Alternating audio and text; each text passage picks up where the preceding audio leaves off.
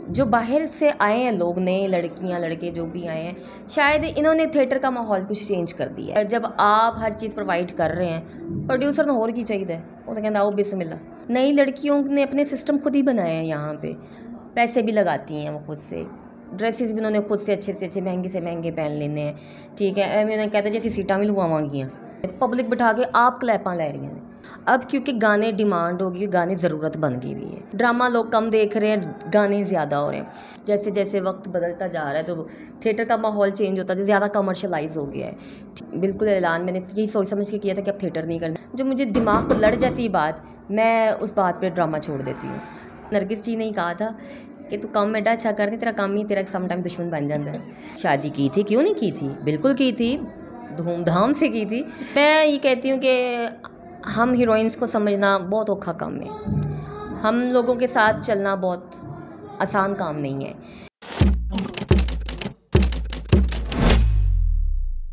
अस्सलाम वालेकुम नाज़रीन, मैं हूँ खिज़र अब्बास और आप देख रहे हैं इनर पाकिस्तान। मेरे साथ इस वक्त मौजूद है अदाकारा फ़िल्म स्टार सिदरा नूर। आज उनसे गुफ्तगू करेंगे और उनसे पूछेंगे कुछ उनकी ज़ाती ज़िंदगी के बारे में और कुछ उनकी शोबिज़ की ज़िंदगी के बारे में। अस्सलाम वालेकुम सिदरा जी। वालेकुम अस्सलाम। सिदरा, सबसे पहले तो हम ईद मुबारक कहते हैं। खैर मुबारक, आपको भी बहुत बहुत ईद मुबारक। खैर मुबारक। अच्छा सिदरा जी, सबसे पहले हमारे नाज़रीन को आप बताएँ कि कब और कैसे इस फील्ड में आई आप? बस कब और कैसे, ये तो अचानक एक हादसे वाली समझ लो बात है कि कोई प्लान नहीं था कि मैंने शोबिज़ में आना है या मैंने करना है। तो ऐसे ही बस डांस का शौक़ था बचपन से, मुझे एक्टिंग का भी शौक़ रहा, लेकिन ये नहीं था कि प्रोफेशनली ही करूँगी। फिर ऐसे थिएटर में एंट्री एक जगह पे हुई, हमारे एक बड़े प्यारे मौसन, हमारे बड़े अच्छे, अल्लाह बख्शे उनको, ज़फ़र बलोच साहब थे। तो वो मुझे थिएटर में उन्होंने मुझे इंट्रोड्यूस करवाया कि ये अच्छी आर्टिस्ट है। तमासील में मुझे इंट्रोड्यूस करवाया गया। इरफान खुसर साहब का ड्रामा था as a director, Afzal Ahmed साहब उसके प्रोड्यूसर थे। तो बड़ी अच्छी टीम, बड़ा अच्छा तब ड्रामा था, तो उस ड्रामे से मेरा आगाज़ हुआ था। इरफान खुसर साहब उस वक्त डायरेक्शन कर रहे थे जब आपने पहला ड्रामा शुरू किया, उनकी डायरेक्शन में और जो अब डायरेक्शन हो रही है, इनमें क्या फ़र्क है, आप महसूस करती हैं? फ़र्क तो काफ़ी है। देखिए, वो उन्होंने टीवी का काम किया, वेब डायरेक्टर भी बहुत अच्छे थे और माशाल्लाह हैं बल्कि, और अदाकार भी बहुत अच्छे रहे।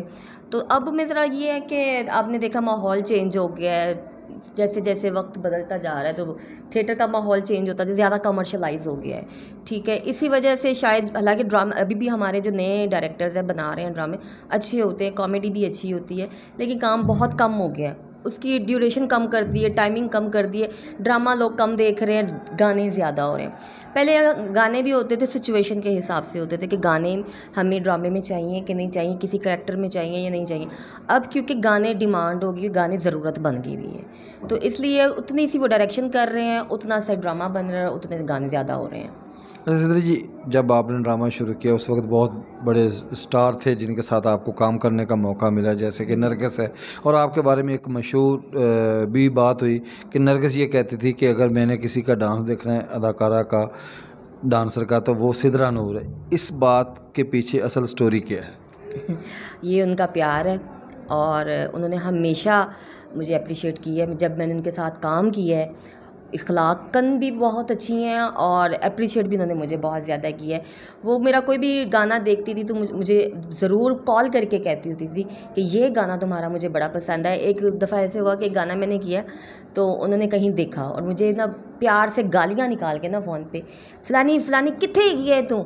मैं कहा जी मैं इत्थे ही हाँ घर, पहुँच मेरे को थिएटर। मैं क्या अल्लाह खैर करे, क्या हो गया? मैं जल्दी जल्दी उनके पास, इधर महफिल थिएटर में फ़ौरन पहुंची तो उन्होंने ऐसे 5,000 की नज़र रखी हुई, सारे डांस डायरेक्टर्स बैठे हुए थे, जब्बार सम्राट साहब, ज़हूर साहब, बड़े बड़े लोग बैठे हुए थे। उस्तादों में उन्होंने मुझे खड़े होकर नज़र दी कि ये तुम्हारा मैंने गाना देखा है और जो तुमने कर दिया है ये तुम्हारी नज़र बनती है। तो वो इस तरह की बंदी है कि उन्होंने, मतलब हमें इस तरह की वो स्टार है कि उसने मुझे अप्रिशिएट किया और मुझे आज भी वो जब भी होता तो कहती, मुझे आज भी इंटरव्यू में और जहाँ भी उन्होंने कोई बात हुई तो मेरा नाम ज़रूर लिया है। तो ये उनका प्यार है। सिदरा, डांस किससे सीखा था? डांस ऑनेस्टली मैं बताऊं, मैंने किसी से भी नहीं सीखा। कहते हैं कि जी आप, मुझे किसी ने कहा कि आप ये ना कहा करें, लेकिन मैंने वाकई में किसी से नहीं सीखा है।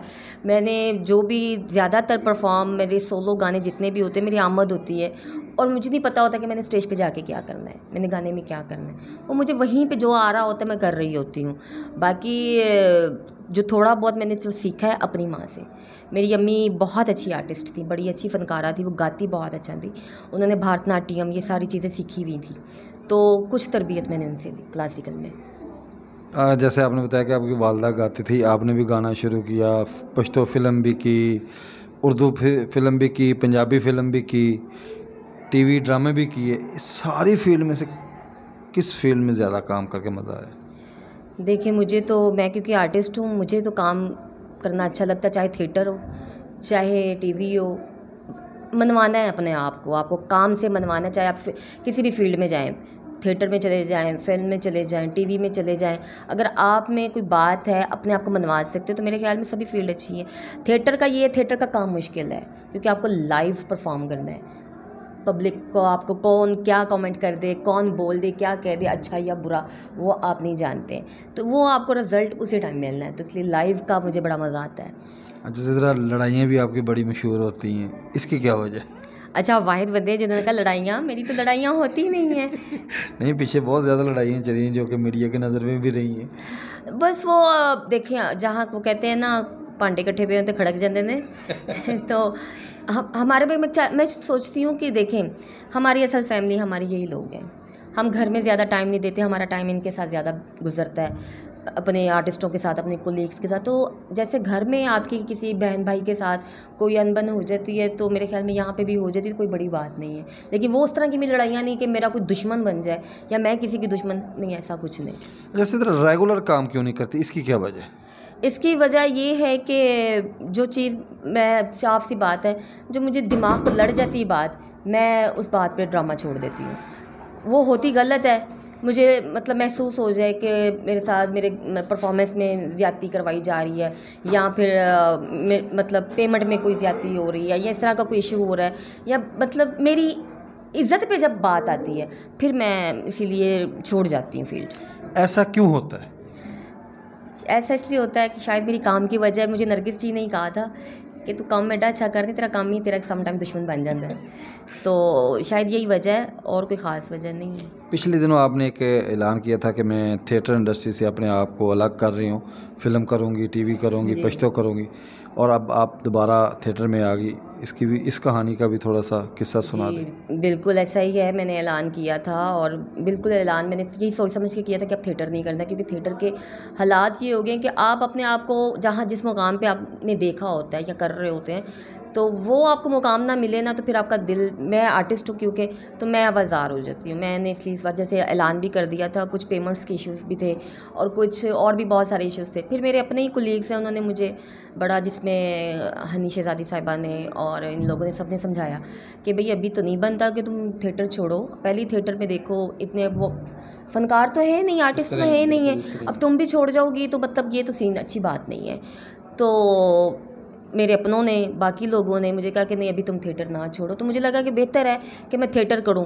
फिर दूसरी बात ये है कि देखें, मैं काम करूंगी तो ज़िंदा रहूंगी, सीधी सी बात है, ठीक है। मैं घर में अगर बैठ जाऊंगी, मुझे किसने पूछना है, फिर देना किसने है, घर किसने चलाना है, तो हमारे सिस्टम सारे इधर से ही चलते हैं। तो मैंने कहा चलो जब तक अभी लिखा है थिएटर करना ही, तो थिएटर ही करेंगे।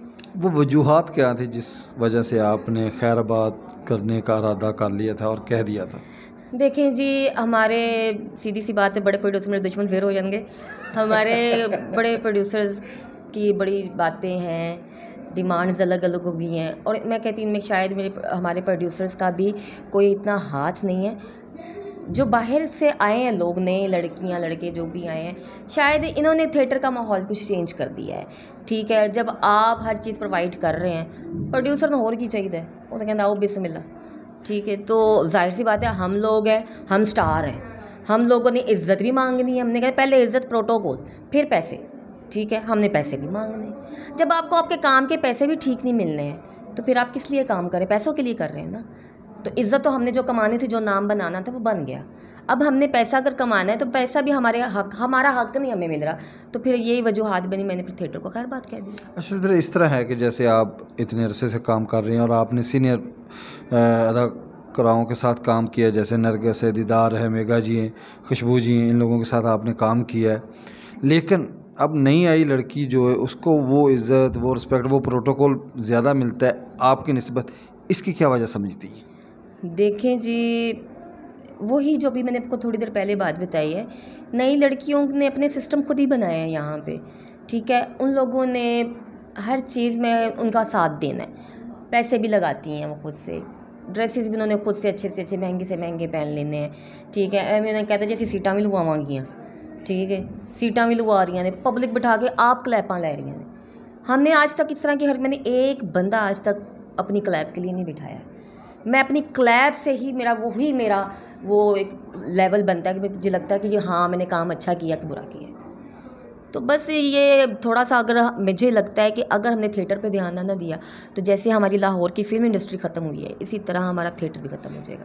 किस तरह बचाया जा सकता है? आप कोई आइडिया दे, जो हुक्मरान हैं उनको, जो प्रोड्यूसर हैं उनको, जो डायरेक्टर है उनको, और जो इस वक्त ड्रामा को चला रहे हैं उन लोगों के लिए? सबके लिए यही पैगाम है इक्वल सा कि एक तो एक चीज़ पे ध्यान दिया जाए, सिर्फ ड्रामे पे ही ना ध्यान दिया जाए, थिएटर्स पे ध्यान दिया जाए, इनकी जो हालतें हैं इनको ठीक करवाया जाए, थिएटर का लेवल बनाया जाए। जो थिएटर होते हैं, जिस तरह पहले ड्रामाज होते थे, जैसे इरफान खोसर साहब, बड़े बड़े डायरेक्टर साहब हमारे, इस तरह ड्रामा कमर्शियल करें। हम ये नहीं करें कमर्शियल, क्योंकि आजकल दौर है कमर्शलाइज करें सारा काम, ठीक है। ड्रामे पे ध्यान दें, गानों पे ध्यान दें, आर्टिस्ट जो आपके पुराने उनको तो कभी मत छोड़ें, चाहे वो छोटा आर्टिस्ट है चाहे वो बड़ा आर्टिस्ट है, उनको अकेला ना होने दें। ये अकेलेपन का एहसास हमारे आर्टिस्टों को लेके मर गए, डूब गए, मर गए बेचारे, पहले तो उनका साथ ना छोड़ें। और जो नए लोग आते हैं वो ज़रूर आएँ, काम करें, लेकिन काम के सर पे देखें क्या उनके पास टैलेंट है, क्या वो कर सकते हैं, उनको चांस दें। लेकिन को अपने आर्टिस्टों को, अपने फ़नकारों को, अपने स्टार्स को आप लेट डाउन करके ना करें ख़राब। तो मेरे ख्याल में इस तरह ध्यान देंगे ड्रामा पे, हर चीज़ पे, आने जाने पे, तो हमारे लाहौर के ही थिएटर्स हैं जो चल रहे हैं। तो इनका बहुत थिएटर देखें, आपका थिएटर इंडिया में चल रहा है, आपका थिएटर हर जगह पे चल रहा है, लोग कॉपी कर रहे हैं कॉमेडी को, ठीक है। तो हमारे थिएटर्स तो मैं कहती हूँ कमाल है, अब ध्यान दे दें, केयर कर लें तो बच जाएगा। अभी आपने जिक्र किया कि लाहौर की जो फिल्म इंडस्ट्री वो तबाह हुई है, उसके किसको ज़िम्मेदार कहते हैं? देखिए, जैसे आज मेरा ड्रामा अच्छा जा रहा है, मैं कहूँ कि मेरी वजह से नहीं, मेरी टीम की वजह से अच्छा जा रहा है। अगर टीम वर्क है तो ड्रामा अच्छा जा रहा है। कोई एक बंदा ज़िम्मेदार नहीं होता, मिलजुल के ही ज़िम्मेदार है सारे, जो प्रोड्यूसर, डायरेक्टर्स, एक्टर्स, आप सब ज़िम्मेदार हैं कि आपने अपनी फिल्म इंडस्ट्री कैसे ख़त्म की है। जैसे सिद्रा, अपना जो टीवी है, पीटीवी है या दूसरे टीवी हैं, चैनल्स हैं, वो थिएटर के फनकार को अपने ड्रामा की टीम में कास्ट नहीं करते, क्यों? लड़कियों को कास्ट नहीं करते, लड़कियों इसलिए नहीं करते क्योंकि जो वो माहौल देख रहे हैं अब, पहले हमें थिएटर से ही कास्ट किया गया था। मैंने फ़र्स्ट प्ले किया था, एक चैनल था टीवी का हमारा, शायद पीटीवी का किया था मैंने, तो मुझे थिएटर से कास्ट किया गया था कि जी आपका फुटवर्क बड़ा अच्छा है, आप बोलती बहुत अच्छा है, आपकी जो फुटवर्क, ये अब ये चीज़ें किसको पता होंगी। तो मुझे थिएटर से कास्ट टीवी के लिए किया गया था और बड़ा अच्छा रोल दिया गया था। मैंने भी GNN पे काम किया है, मैंने 2 साल वहाँ पे काम किया है, मुझे काम के सर पे उन्होंने काम करवाया। कह रही ये थिएटर की लड़की है यार, हमें नहीं पता था थिएटर में इतना अच्छे लोग भी काम कर रहे हैं। इस तरह हमारे कई ऐसे फ़नकार हैं बहुत अच्छा काम करते हैं। तो वो इसलिए काम नहीं करते कि जो अब आपका थिएटर हो रहा है, जो अब डांस हो रहे हैं, जो जिन लड़कियों की वजह से हमारा नाम भी ख़राब हुआ है, जिसकी वजह से हमें कास्ट नहीं करते। अभी मैंने बहुत बड़ा प्रोजेक्ट साइन किया है, मैं फ़िल्म कर रही हूँ, उर्दू फिल्म कर रही हूँ, और मैं इस्लामाबाद की शूटिंग थी, सलीम मेराज के साथ मेरा मतलब वो रोल है, उनके साथ लीड रोल है, और मुझे बड़ा मज़ा आया। और वो लोग मुझे मिल के, उनका बिहेवियर मेरे साथ इतना अच्छा था कि उन्होंने कहा कि यार हम मतलब इतना अच्छा आप काम करती हो। उन्होंने मुझे बताया हम आपकी फ़िल्में भी देखते हैं सिद्रा जी, और आपका हमने नाम सुना है बड़ी ज़बरदस्त। तो अगर हम, मेरा नाम सुना है, मेरा लेवल है, तो उन्होंने मुझे काम दिया है। जिस तरह वो उन्होंने आपको इज्जत दी, रिस्पेक्ट दी, थिएटर में क्यों नहीं मिल रही? थिएटर वाले बस अब आपको बताऊं, एक कहते कर दी मुर्गी दाल बराबर, ठीक है। इनको ना जुड़ती हैं ना जो सही, वही सही रहती है। मैं असल में ना बदतमीजियाँ करती हूँ ना, मेरी आदत है, मैं इज़्ज़त से पीछे हट जाती हूँ, कहती चुप चंगी। मेरी आदत नहीं है कि मैं तू मैं करके अपने आप को भी ख़राब करूँ, अगले बंदे को भी ख़राब करूँ। तो थिएटर वाले देते हैं इज्जत यार, ये ना करें आप बात। लेकिन जितनी जो लोग मुझसे प्यार करते हैं, आप हैं मेरे, कितने ऐसे लोग हैं जो मुझे देख के खुश होते हैं। कई लोग आए हैं मुझे अप्रिशिएट कर कि भाई तू आ गई, शुक्र, यार वेरी गुड हुन तू नहीं जाना, हाँ कहते तू नहीं जाना हुन, तेरी मेहरबानी, ड्रामा नहीं छड़ना, थिएटर नहीं छड़ना। तो बस अपने लोग भी देख के खुश होते हैं। कई लोगों को अंदर ही अंदर आग भी है कि सिद्रा क्यों आ गई है, वो चंगा भला लान कर गई थी। वो कौन से लोग हैं? वैसे अपने ही होंगे ने, गैरां की पई होंदी है, अपने ही होते हैं।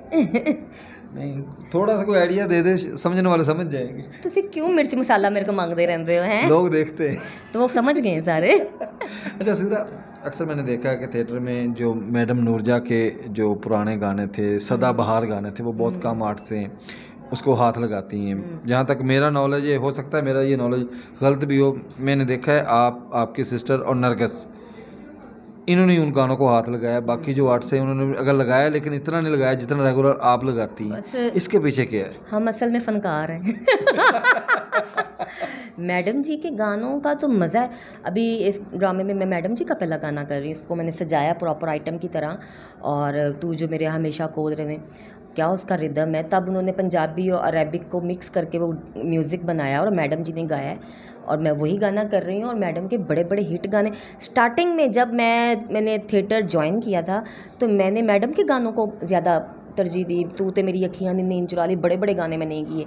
तो मैं कहती हूँ गाने वाला भी मैडम के गाने करे और डांसर भी मैडम के गाने करे। मैडम बड़ी लकी हैं, हिट हो जाएंगे। पहला गाना जो आपने किया था थिएटर पे, वो कौन सा था, और कौन सा गाना है जिसको करके आपको मज़ा आता है?